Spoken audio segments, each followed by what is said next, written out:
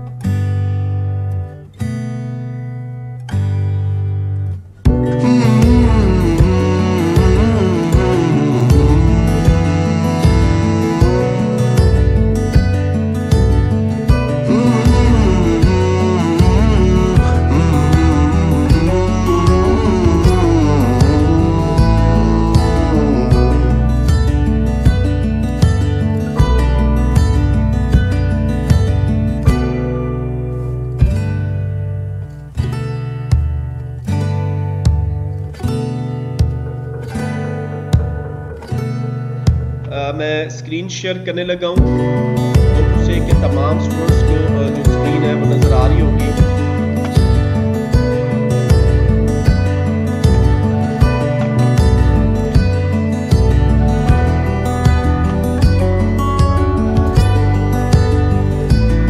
आज हमारा अगेन वही जो हम लोग मॉडल्स स्टडी कर रहे थे।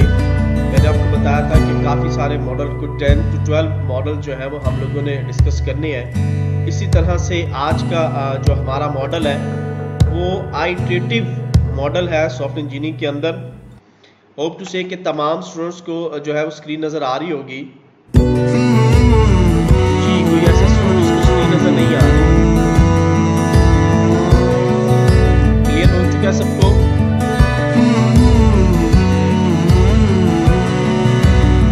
तमाम स्टूडेंट्स को नजर आ रही है?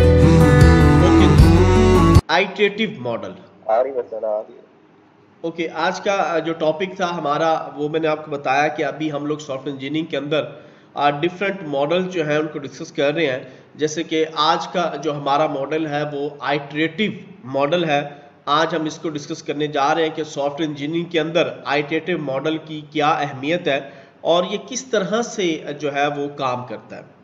You can start with some of the software specifications and develop the first version of the software। वो कहता है कि इस मॉडल के अंदर हम लोग क्या करते हैं, हम ज़रूरी नहीं है कि हम इस मॉडल का इस्तेमाल करें। कोई भी सॉफ्टवेयर जिसके हमारे पास स्पेसिफिकेशंस है और हमने उसका पहला वर्जन जो है वो बना लिया है और वो कामयाब तरीके से जो है उस कंपनी के अंदर एग्जीक्यूट हो रहा है। After the first version, if there is a need to change the software, अगर अब वो पहला वर्जन क्योंकि कामयाब हो गया और वो वहाँ पे प्रॉपर तरीके से एग्जीक्यूट हो रहा है, तो अगर उनको ये महसूस होता है कि वो अपने सॉफ्टवेयर के अंदर किसी किस्म की कोई तब्दीली लाना चाह रहे हैं या अपने सॉफ्टवेयर को अपग्रेड करना चाह रहे हैं, then a new version of the software is created with a new iteration। तो जो नया वर्जन हम उस सॉफ्टवेयर का बनाएंगे वो उसके लिए हम न्यू आइटरेशंस का इस्तेमाल करेंगे, यानी आइटरेटिव मॉडल का इस्तेमाल होगा जिससे वो new version of the software जो है वो क्रिएट होगा। Every release of the iterative model finishes in an exact and fixed period that is called iteration. अब होगा क्या कि उस मॉडल को, आइटरेटिव मॉडल को इस्तेमाल करके हम जो प्रोडक्ट कंप्लीट करेंगे, जो सॉफ्टवेयर कंप्लीटली तौर पे डिज़ाइन करेंगे, एग्जैक्ट रिक्वायरमेंट को देखते हुए उसको फिक्स्ड करेंगे, वहाँ उन तमाम चीज़ों को, उन तमाम प्रोसेस को हम आइटरेशंस बोलते हैं। The iterative model allow the accessing earlier phase in which the variation made respectively the final output of the project renewed at the end of the software development life cycle process.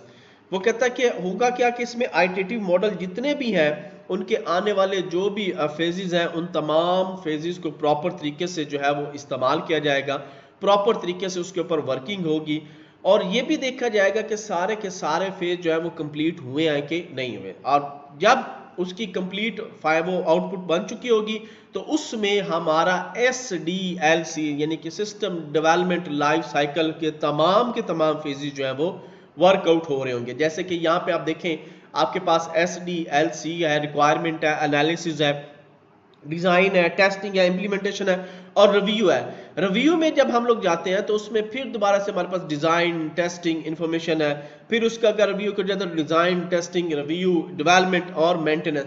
तो ये पूरा iterative model जो है वो आपकी base कर होता है आपके SDLC के ऊपर।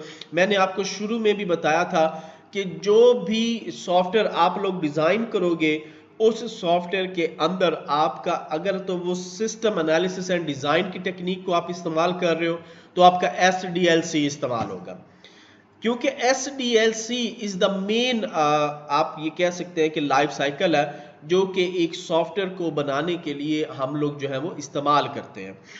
इसके बाद जितने भी मॉडल्स हैं वो चाहे आपके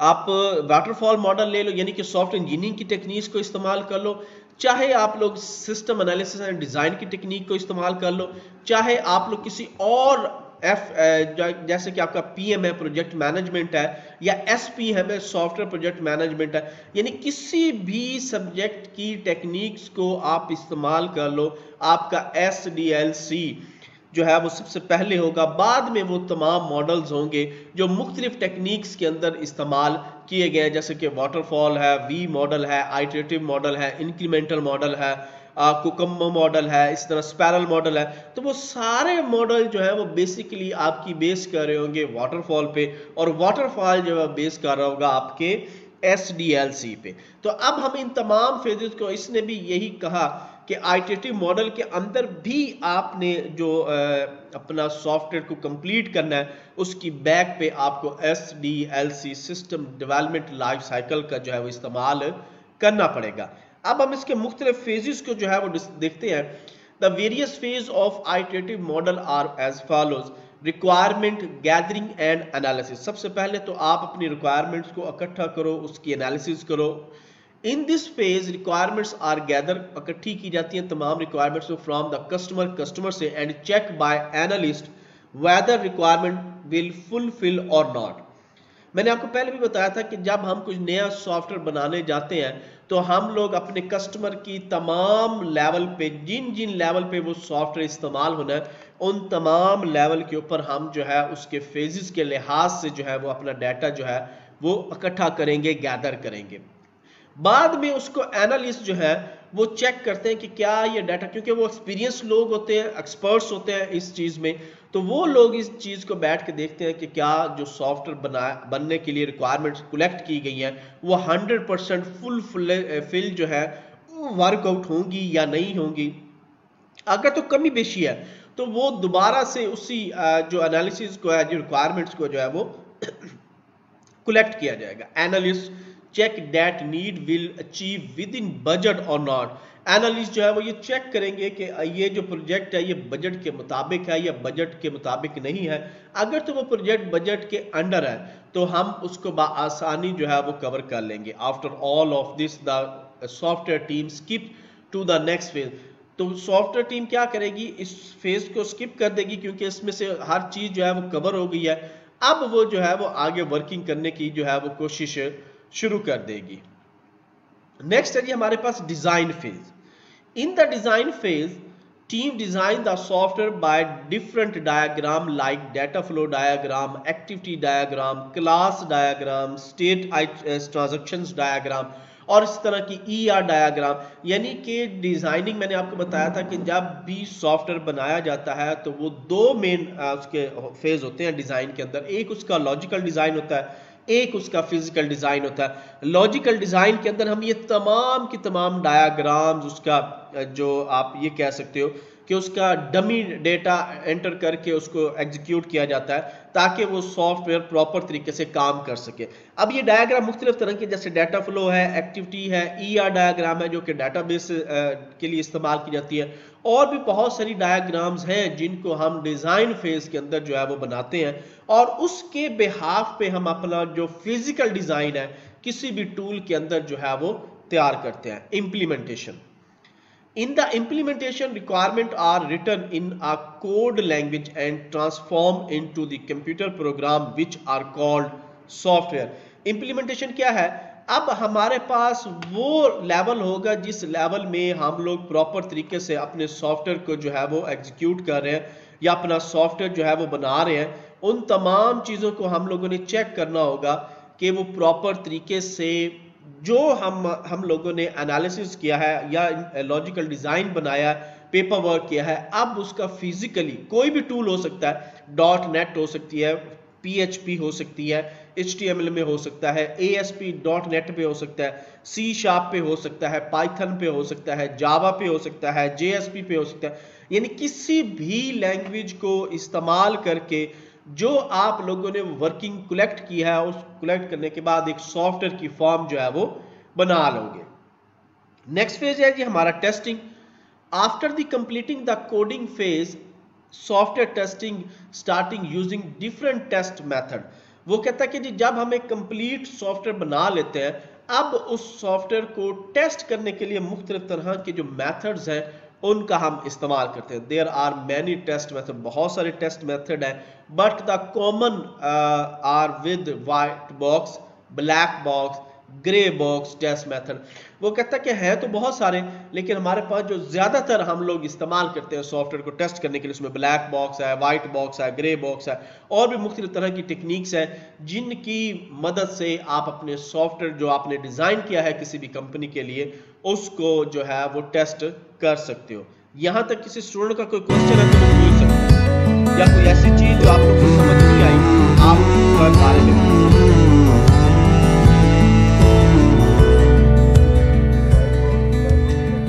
ये टेक्निक्स है जो कि सॉफ्टवेयर को टेस्ट करने के लिए, यानी हमें थर्ड पार्टी सॉफ्टवेयर इस्तेमाल करने पड़ते हैं।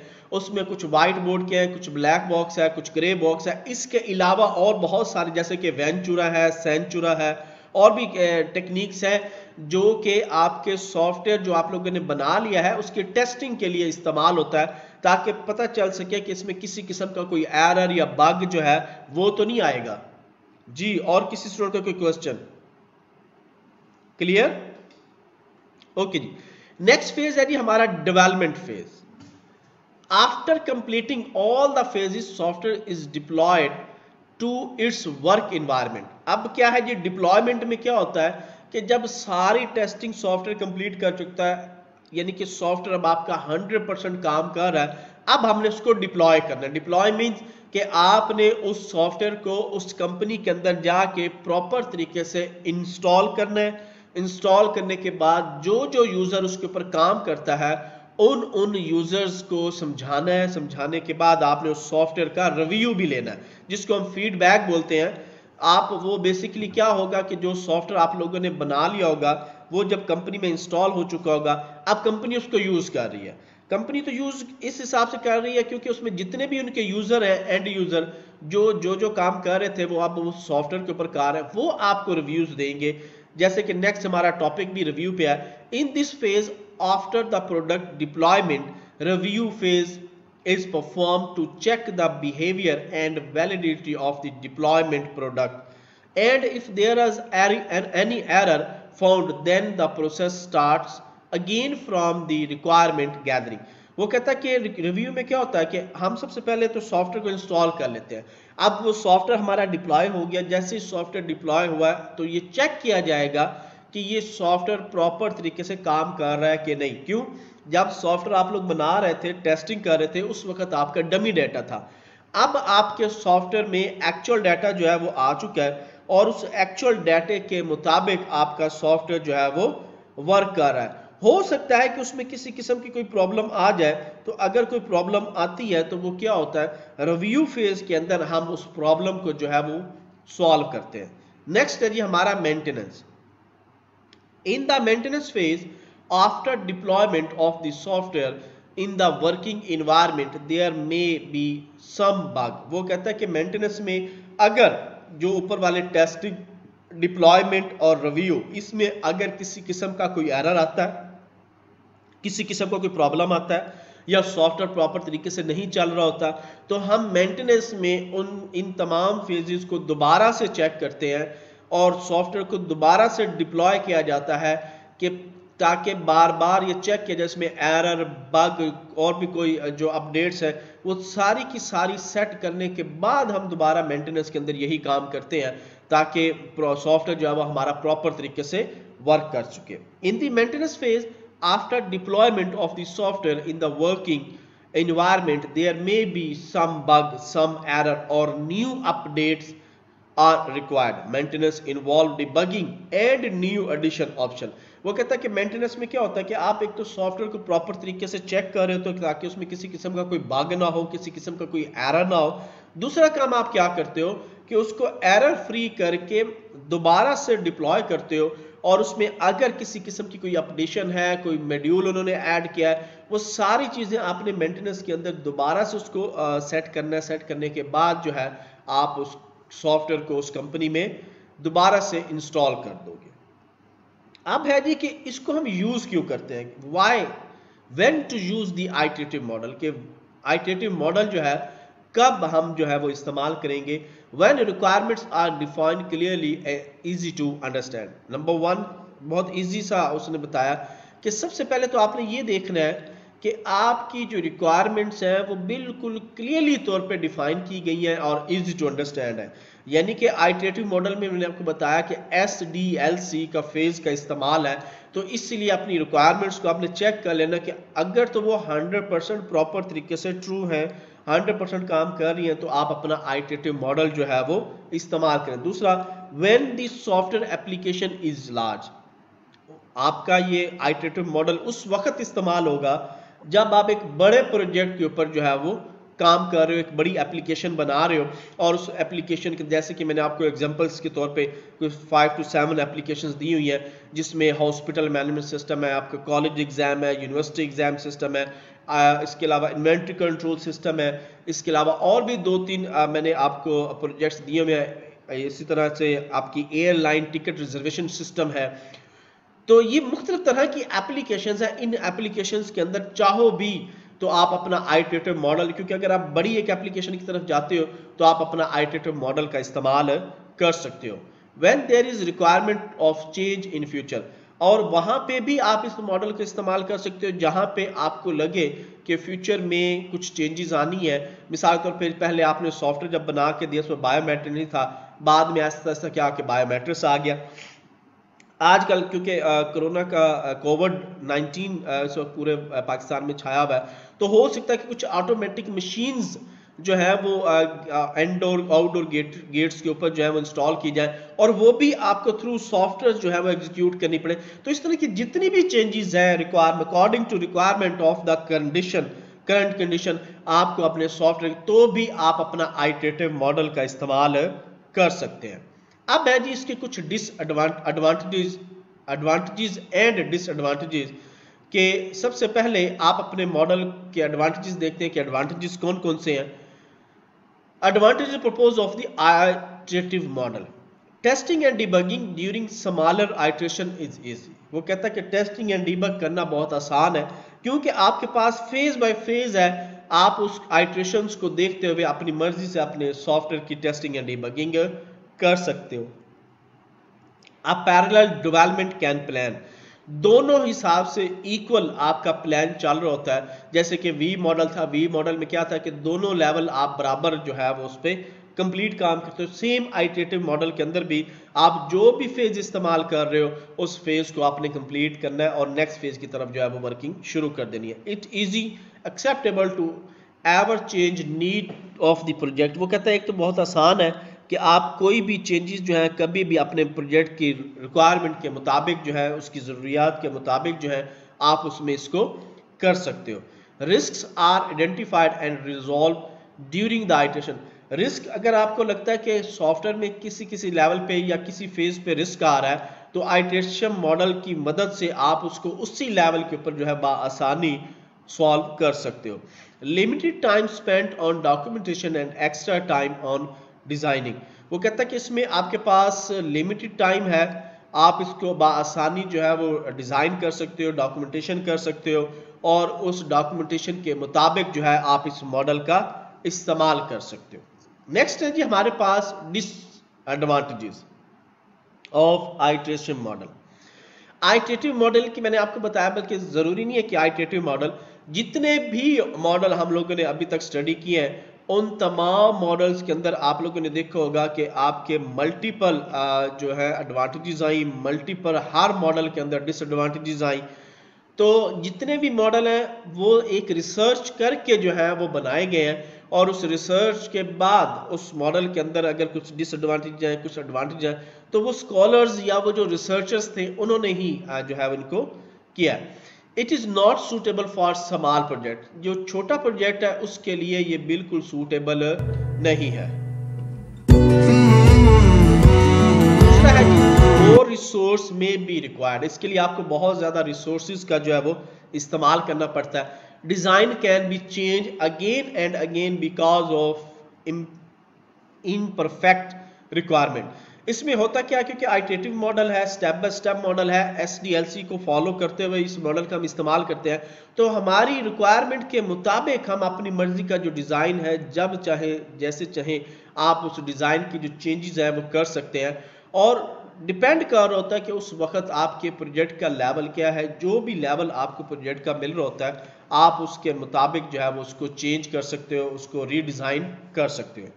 Requirement change can cause over budget, requirement जो है वो इसी वजह से, एक इसका डिसएडवांटेज ये है कि जैसे जैसे आपकी रिक्वायरमेंट बढ़ती जाती है तो उसका बजट जो है उस हिसाब से ओवर होता जाता है। क्यों, जो मेथड आप इस्तेमाल कर रहे हो अगर उसमें कोई रिक्वायरमेंट बढ़ गई सॉफ्टवेयर में, तो वो पहले आपकी फिजिबिलिटी में नहीं थी, अब वो अपने फिजिबिलिटी में ऐड भी करनी है। ऐड करोगी तो ऑटोमेटिकली उसकी जो प्राइस है वो थोड़ी सी एक्सीड करेगी। Project completion date not confirm because of changes requirement. दूसरा ये है कि कुछ मॉडल हमने ऐसे स्टडी किए जिनके अंदर हम लोग अपनी एक कंप्लीशन डेट जो है वो कस्टमर को दे देते थे, लेकिन इस मॉडल की अगर हम देखें तो इस मॉडल में अकॉर्डिंग टू रिक्वायरमेंट और नीड्स ऑफ रिक्वायरमेंट को देखते हुए जैसे जैसे सॉफ्टवेयर के फेजेस कंप्लीट होते हैं वैसे वैसे इसकी डेट जो है वो अप एंड डाउन जो है वो होती रहती है। जी, यहाँ तक किसी स्टूडेंट को कोई किसी चीज की समझ नहीं आई तो वो पूछ सकता है। जी, कोई ऐसा स्टूडेंट को इस लेक्चर की समझ नहीं आई तो अभी मुझसे